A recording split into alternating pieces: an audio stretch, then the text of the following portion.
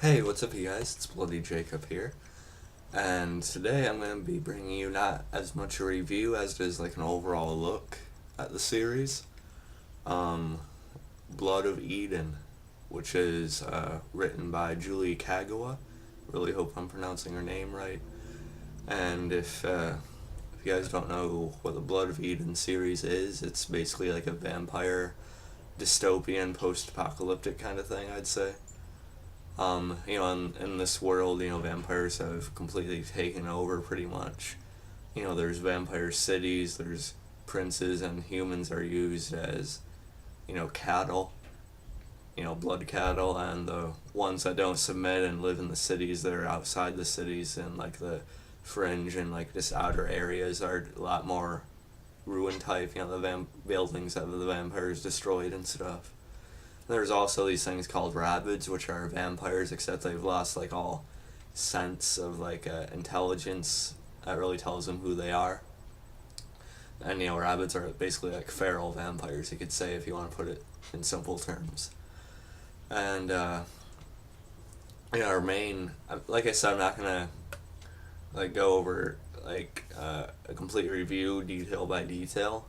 What I'm going to do is, just talk about the series as a whole and give my thoughts on some of our main characters and, the world throughout the books as a whole, and I might talk about the ending a little bit, in the final book, but, so as you can see here, I have the first book, it's Blood of Eden, The Immortal Rules.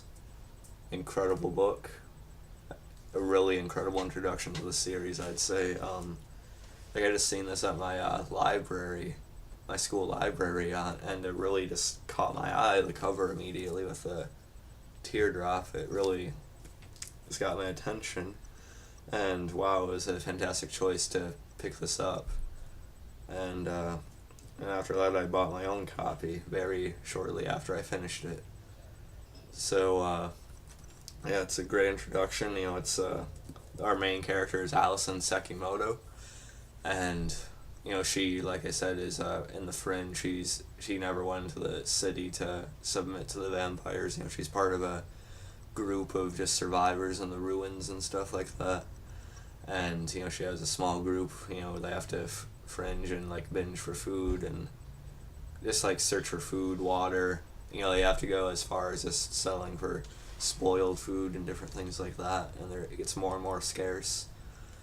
And then this doesn't really spoil anything, but well, okay, I'll say there will be some spoilers in this, but if you're watching this, then you probably have read the book, so I'm not really gonna be too careful about it.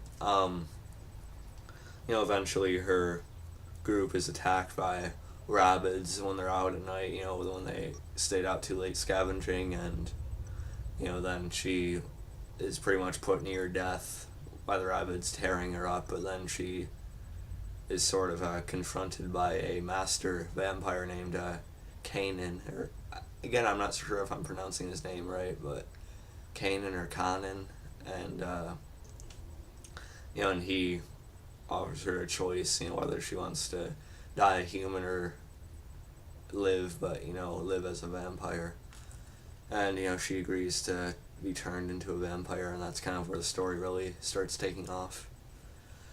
Like I said, I'm not going to go through all the details of each book, but, because if I did that, it'd take probably more than a day.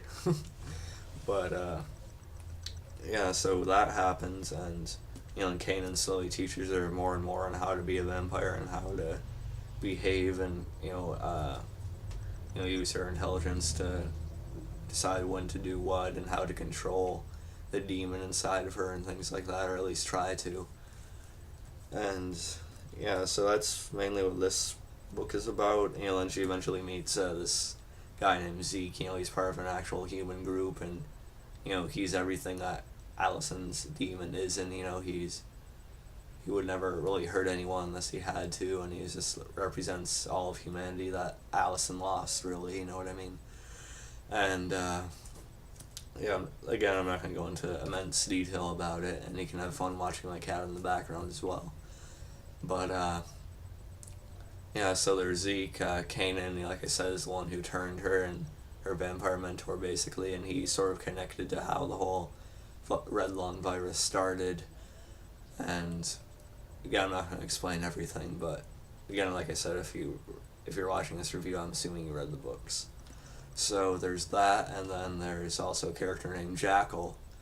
And Jackal is a really awesome character. But before I get into him, I'll just show you the rest of the books. Here's the Immortal Rules, the first one. And then the second one, the Eternity Cure. All these are really cool covers too. I like these a lot. And then the final entry, the third and final, was the Forever Song. Again, a really cool cover, I think. Sorry if there's like a glare, but hopefully you can see most of that. And yeah, this is an incredible series. And yeah, like I said, Jackal is a character who really changes a lot throughout the series. He starts out as more like a straight up villain, you could say. And then you just slowly find out more about him, that, Kanan also turned him as well many years ago. And he's really funny because he has like this sarcastic, incredibly rude personality. He'll just say whatever he wants, or he'll say anything just to get under someone's skin. But slowly throughout the series, you see him like change through his actions, like the way he'll still come off really rude and stuff, but like the things he does, you'll kind of see that he actually does care about Allison and even Kanan to a degree with the things he actually does physically do. And yeah, he has a really great resolution by the end of it as well, in my opinion. And I don't want to go on for too much longer about it, but I did want to talk about the ending in the Forever Song, the final ending. Another one, Saren, he was like really the overall villain for the story. And he was like really poetic, and he tried to, he always talks in poems or like riddles and different things like that. And, he has a long history with Kanan as well. And, what he wanted to do is just like end everything that was going on in the world and just put an end to it all by creating a virus that would destroy both vampires and humans. And it was actually really interesting when he explained it at the end of the book. And to a certain slight degree, you could almost understand it. But through all his insanity, it was kind of done the wrong way, in my opinion. But Saren is still an incredible villain. He was creepy, he was interesting, compelling, and really just really menacing and intimidating and brutal in the fight. A very skilled fighter as well, and so he was a fantastic antagonist for the series. And Allison was a great main protagonist as well. We got to see her. Kagawa does such a great job at describing the emotions that Allison goes through, and just the torture of what the monster, the demon building up inside of her, and just everything about it. The detail she puts into the world that they're in as a whole. How the society is, all the details about that, the rabbits, the princes, everything like that. And she does a great job describing the violence and the fight scenes as well. Just a lot of detail that really helps you envision and like picture everything like playing a little movie in your head, if you know what I mean. And I really love to do that, and she did a great job with helping that. And let's see, Kanan, another fantastic character, a lot of depth to him, and it's great to see him slowly. He's like so cold and calm and just like what's the word for it? Yeah, he's jaded, you could say. He's stoic and withholding, but slowly you see Allison's like ever so slightly get more and more honesty from him, and just have him reveal more about himself and like his real feelings. And then eventually by the final book, The Forever Son, you see how much faith he actually has in humanity and in Allison in particular. And of course, like I said, there would be some spoilers, and I am spoiling a huge one at the end of the final book here, with Kanan deciding that, having that realization that he is, the cure is in him, and he sort of just lets himself fall into a huge group of rabbits and just lets himself die. But because if he did that, then the rabbits would be cured, at least with the virus that was in them. They'd still be rabbits, but they wouldn't carry a virus that would kill all humans and vampires. So he really saved the entire world with what he did at the end there. But not before he had an incredible conversation with Allison, you know. And you're really seeing how much faith he has in Allison, you know. He said, you know, she's strong enough to be a master vampire, and she would eventually become a master vampire, you know, and even be able to stand up and potentially defeat the vampire princes and masters in the cities and stuff. And so that was really cool, and we actually see that her power is growing when she was able to, her strength is growing, especially at the end where she was able to break down and like steer the ship away and different things like that. So yeah, just Kanan was an incredible character. Really sad ending, and I admit I teared up in his final conversation with Allison. I admit I teared up. It was pretty sad, but really gotta respect him and feel satisfied with what he did in the end. You know, he went out on his own terms. You know, that was something that we got to see Jackal point out too, or not really point out, but just we got to see how much Jackal actually cares about Kanan too. You know, his maker. As much crap as he would give the old man, Jackal cared, and you sort of heard him say with no sarcasm and no, like, insult in his voice. Jackal just said, "I hope you found your peace." So that was a really great character moment for Jackal, and it was great to see Jackal actually help Allison when he thought he abandoned them again, but he actually helped Allison against Saren. He helped Allison and Zeke against Saren in the end.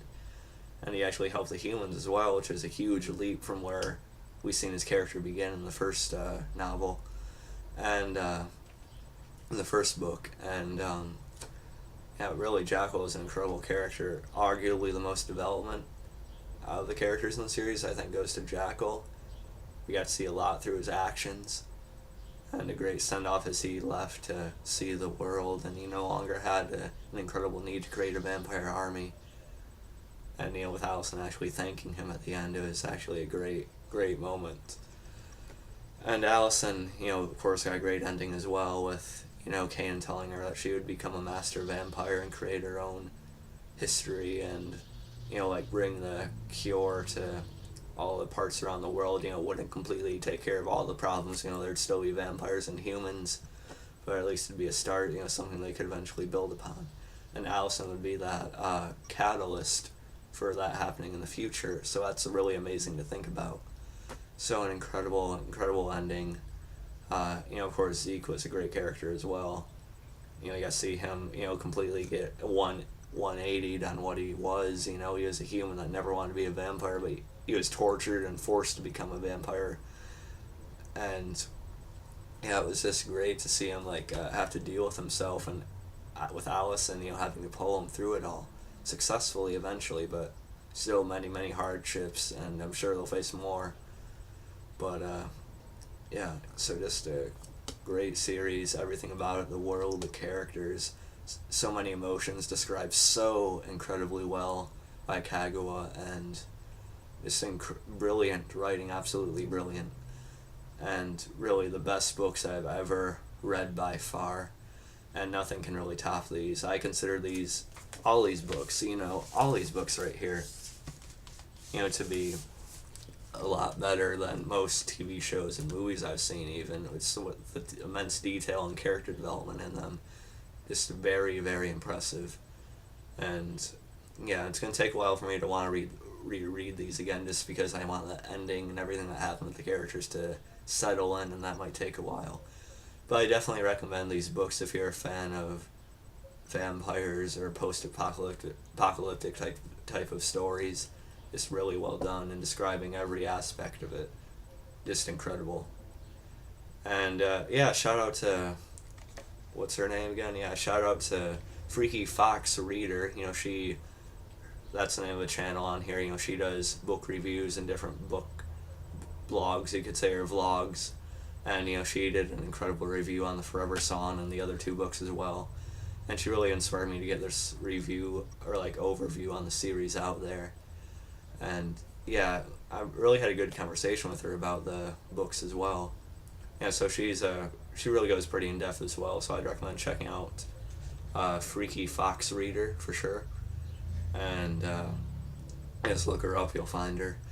And yeah, so that's my overall thoughts, my summary on what I thought about the books. And so yeah, I'll catch you guys next time. And yeah, I know I promised reviews on Ginger Snaps 2 Unleashed and Ginger Snaps Back at the beginning, but those are probably not going to be out for quite a while yet. I don't really I plan on them, but not for a little while, and I might do a couple videos before those, but I would still say that you'll get reviews on both of those movies in the future at some point. Alright, so I'll catch you guys later. Nothing Can Top the Blood of Eden series. Kagawa is an amazing author, and I'll catch you guys later. And also the best vampire story I've ever read or seen by far. You know, it's really hard to compare that to things like Dracula and Being Human and stuff, but really overall I'd have to admit that Blood of Eden series is the best at any of that. So I'll just catch you guys next time, and peace.